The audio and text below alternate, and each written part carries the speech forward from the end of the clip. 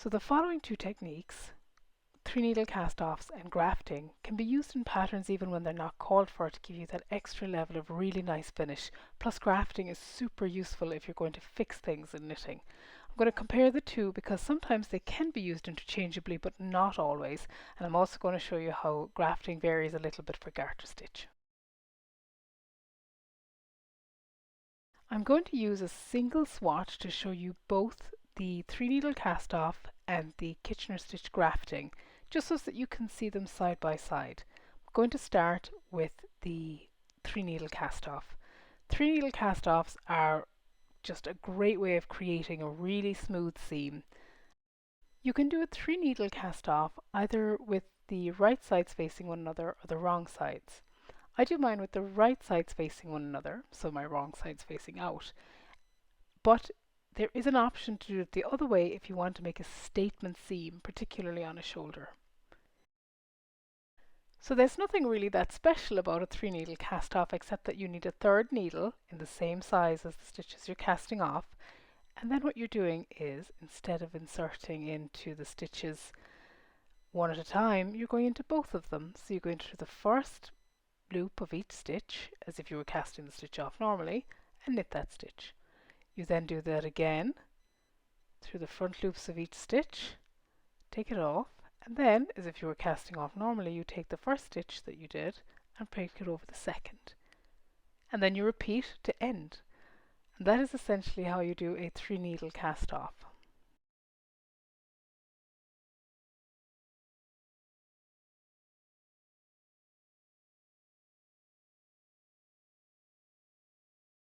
So there you go again, taking it through the front loops and then carrying over the stitch. And in the same way as you would do an ordinary cast off, you keep going until the end. So you work your cast off to the last stitch, and as you do with the last stitch of a cast off, you will cut your thread and you will thread it through the last stitch of your cast on to secure it. You cast on your cast off stitch and secure it as you would a regular cast off, and that is how you do your 3-needle cast off. So when you turn it around, this is where it's really lovely. You have a perfect seam. You have a really fine seam in the back, like you would if you were doing mattress stitch. It's actually finer because it's not 2 stitches. And then you have that. And that is your beautifully worked 3-needle cast off. So if you can see how nice that would be if you were doing shoulders. So now on the same swatch, but at the other side, we're going to show you how to do a graft. So this is done doing a stitch called Kitchener stitch. It can be a little tricky to get into your head, but once you have it, after a lot of practice, it's super easy. So the first thing you do is you do the setup stitches, and that's done on the first stitch on the front needle and the first stitch on the back needle. So you're going to go purlwise into the front stitch, not removing it from the needle. You're just going to go in purlwise all the way through, and then into the front of the back stitch you're going to go in knitwise and go all the way through. And you do that when you're starting off all of your different grafts for your Kitchener stitch.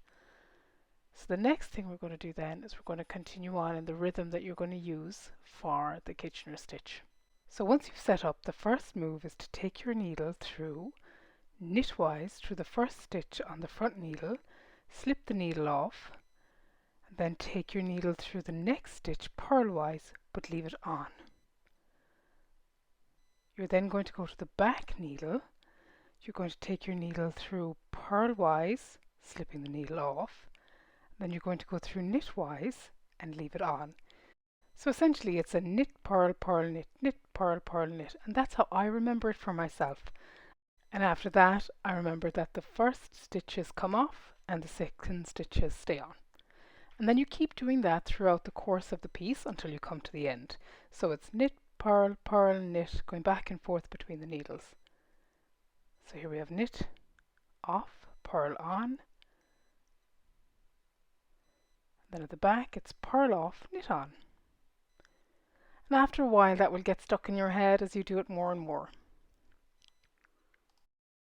And then once you come to the last 2 stitches, You work these as if they were the first two stitches. So it's knit off, come all the way through, and then purl off and come all the way through there. And then you secure your end as you do. Now, you will see that this is what it looks like. Now, before you secure it, you can tidy it up. So mine is a little bit loose here, but you can pull the thread through. But the main idea is that it's actually a seamless piece of garment because you've inserted a row between them essentially.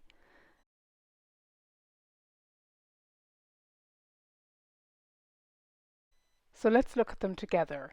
On one part of the fabric, I have my graft on the right hand side, and on the left hand side, I have my 3-needle cast off. So the essential difference is that that is a stretchy, smooth piece of fabric on the right, and on the left hand side of the fabric, it is a much tighter seam. So it depends on where you're doing this.